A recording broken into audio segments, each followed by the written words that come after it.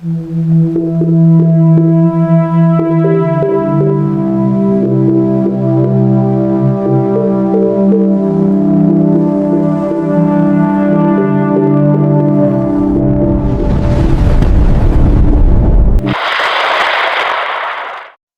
araw po sa inyong lahat.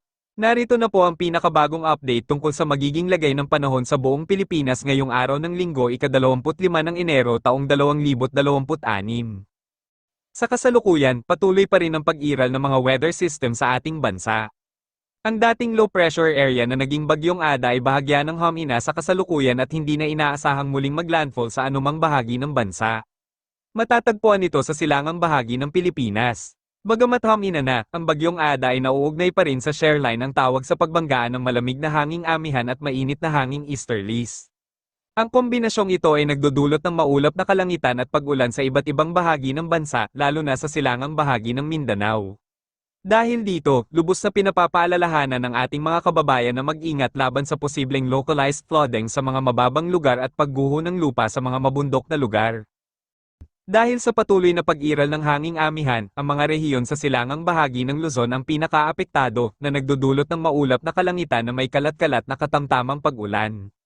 Gayunpaman, maaari pa ring makita ang pagdating ng sikat ng araw sa mga lugar na ito, kaya inaasahang magkakaroon ng patuloy na magandang panahon. Affected areas in Luzon, Eastern Section, Batanes, Babuyan Group of Islands, Cagayan Valley Region, Isabela, Apayao, Kalinga, Mountain Province, Ifugao, Nueva Vizcaya, Quirino, Aurora, Nueva Ecija, Bulacan, Quezon, Laguna, Camarines Norte, Camarines Sur, Catanduanes, Albay, Sorsogon, Masbate, Marinduque, Romblon, Oriental Mindoro, Occidental Mindoro. Kung lalabas ng tahanan, laging dalhin ng payong o anumang proteksyon laban sa biglaang pag-ulan. Para sa mga nagsasakay ng motorsiklo, mainam na magdala ng raincoat o kapote para mas ligtas sa pagmamaneho. Sa mga lugar na kabilang sa kanluran at gitnang bahagi ng Luzon, inaasahang magkakaroon ng maaliwalas na panahon na may bahagyang maulap na kalangitan. Mababa ang tsansa ng malakas na pag-ulan, ngunit patuloy pa ring mararamdaman ang bugso ng malamig na hangin mula sa hanging amihan, lalo na sa madaling araw. Areas included: Ilocos Region, Abra, Benguet, La Union, Pangasinan, Zambales, Tarlac, Pampanga, Bataan, Cavite, Metro Manila, Batangas. Ang hanging amihan ang pangunahing weather system na nakakaapekto sa Luzon kasama ang mga shoreline na nauugnay sa LPA, Bagyong Ada. Weather outlook for Visayas and Palawan. Palawan, makakaranas ng light rain o mahinang hanggang katamtamang pag-ulan sa buong lalawigan. Visayas, dahil sa pagtatagpo ng hanging amihan at hanging easterlies, nabubuo ang mga shoreline na nagdudulot ng maulap na kalangitan at pag-ulan. Ang pinakaapektado ay ang silangang bahagi ng Visayas. High-risk areas in Visayas: Northern Samar, Eastern Samar, Samar, Biliran, Leyte. Maging alerto sa biglaang pag-ulan na maaaring magdulot ng localized flooding. Kung dumadaan sa mga bahay na lugar, laging dalhin ang bota para maiwasan ang matagal na pagbababad ng paa at maiwasan ang sakit na leptospirosis. Remaining parts of Visayas. Sa mga lugar tulad ng Bohol, Cebu, Negros Oriental, Negros Occidental, Guimaras, Iloilo, Capiz, Antique, at Aklan, makakaranas ng bahagyang maaliwalas na panahon na may kaunting pag-ulan dulot ng hanging amihan na tumatagos patungo sa Palawan. Dahil sa kombinasyon ng epekto ng shoreline at ng bagyong Ada, ang silangang bahagi ng Mindanao ay inaasahang makakaranas ng 50 hanggang 100 mm na pag-ulan ngayong araw. Malaki ang tsansa ng localized flooding sa mga mababang lugar dito, kaya lubos na pinaghahandaan ng mga lokal na pamahalaan at mga ahensya ng gobyerno ang mga posibleng panganib. High-risk areas in Mindanao. Dinagat Islands, Surigao del Norte, Agusan del Norte, Surigao del Sur, Agusan del Sur, Compostela Valley, Davao Oriental.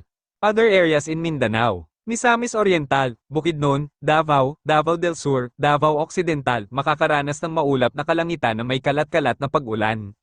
Lanao del Norte, Lanao del Sur, Cotabato, Sultan Kudarat, Sarangani, South Cotabato, Maguindanao, Zamboanga Peninsula, makakaranas ng maaliwalas na panahon na may bahagyang maulap na kalangitan at katamtamang pag-ulan.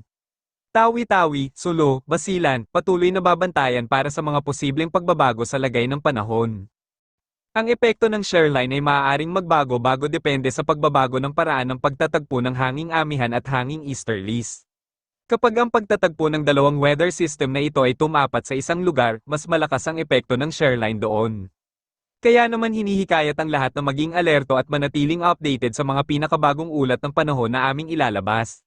Sa ganitong paraan, makakapaghanda tayo ng maaga at maiiwasan ang mga posibleng panganib. Sea conditions. May patuloy na gale warning na inilalabas para sa seaboard ng Dinagat Islands, Surigao del Norte, at Surigao del Sur. Hindi pinapayagan ng anumang uri ng aktibidad sa dagat sa mga lugar na ito dahil sa pag-alon na umaabot sa 2.8 hanggang 4.5 metro ang taas lubhang mapanganib para sa anumang sasakyang pandagat.